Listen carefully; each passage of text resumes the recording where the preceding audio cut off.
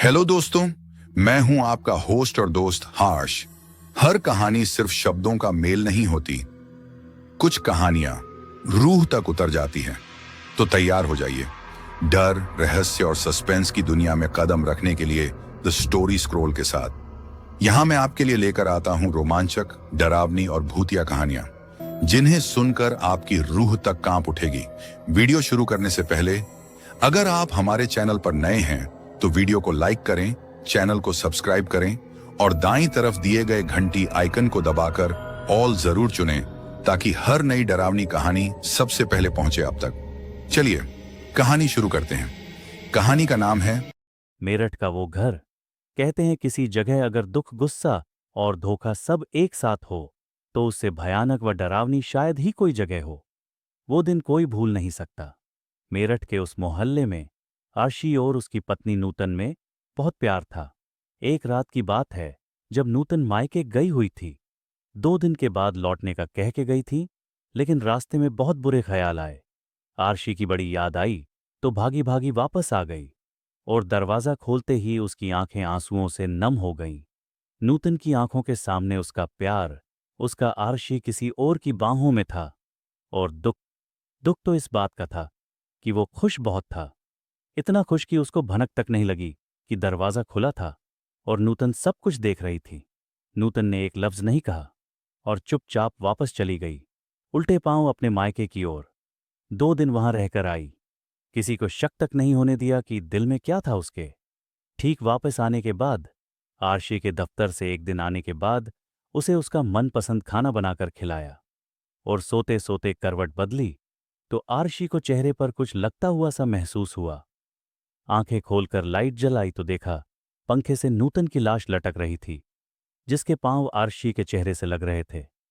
आरशी को झटका तो बहुत लगा, लेकिन दिल ही दिल में बहुत खुश भी हुआ। ठीक 1 महीने बाद ही रशी ने उसी लड़की से शादी भी कर ली, लेकिन उनकी शादी टिकी नहीं।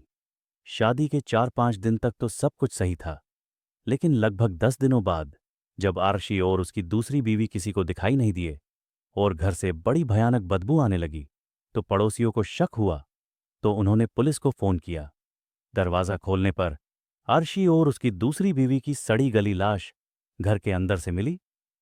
इतने बुरे हाल में थी उनकी लाश कि वो खुद को ना पहचान पाते।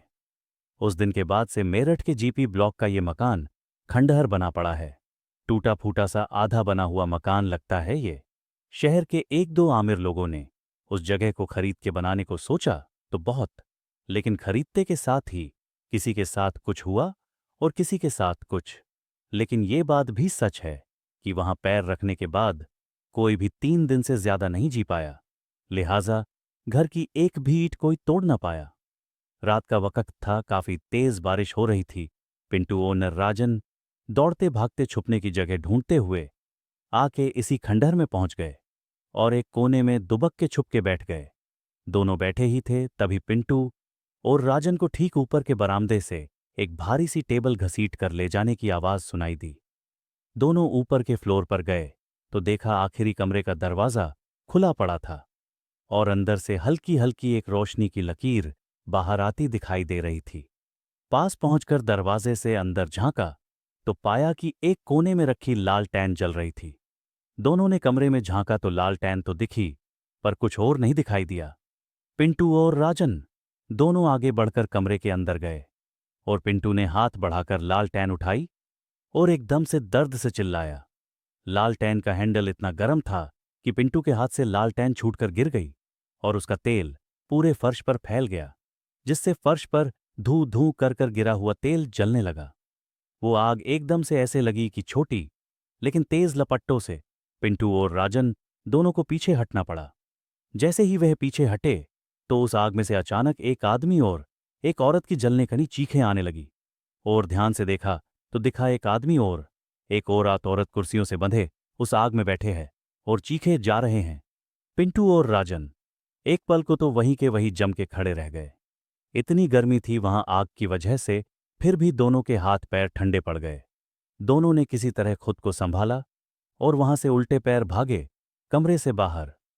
दोनों के बाहर भागते ही सारी आवाजें अचानक से रुक गई। डरते हुए दोनों रुके और पलटकर देखा तो दिखाई दिया कि कमरा बिल्कुल खाली था। अंदर कुछ भी नहीं था, ना इंसान ना ही वो लालटेन। दोनों को लगा जैसे उन दोनों के दिमाग पर वैसे ही छुपने का भूत सवार था।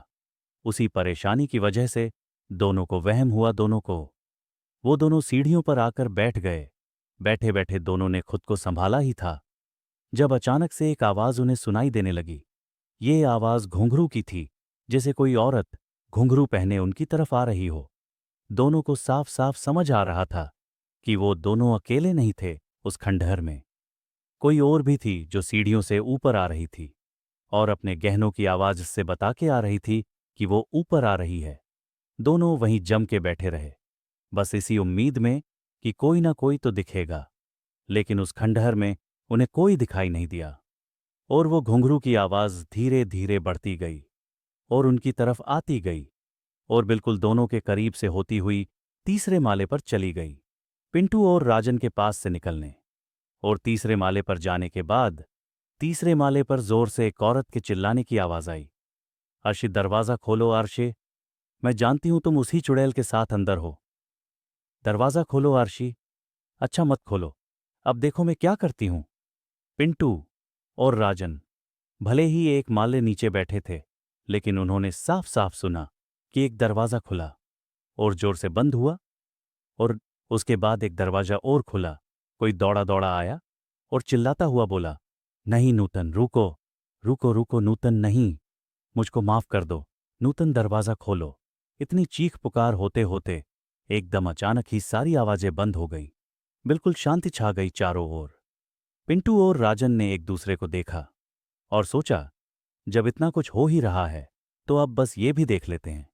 दोनों ही धीरे धीरे एक के बाद एक सीढ़ी पर ऊपर जाने लगे।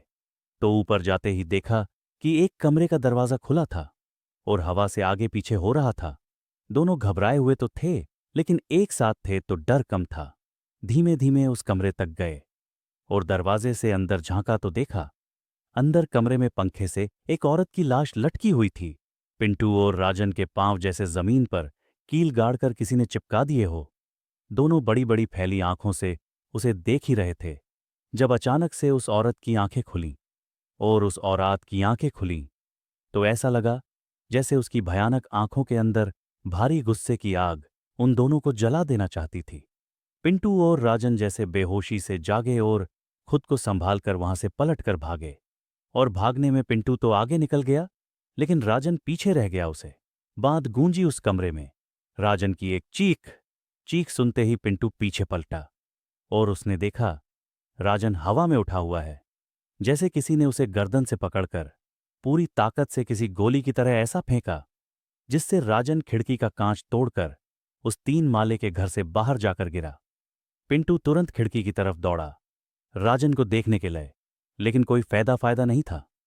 राजन बहुत बुरी तरह अपने सिर के बल तीसरी मंजिल से नीचे गिरा था। ऐसा लगा शायद उसकी गिरते ही मौत हो गई।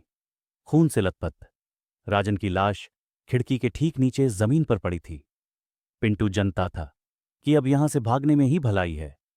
वो जोर से पलटा और भागा, पर जैसे ही पिंटू पलटकर दरवाजे के पास पहुंचा तो देखा अचानक दरवाजा जोर से बंद हुआ।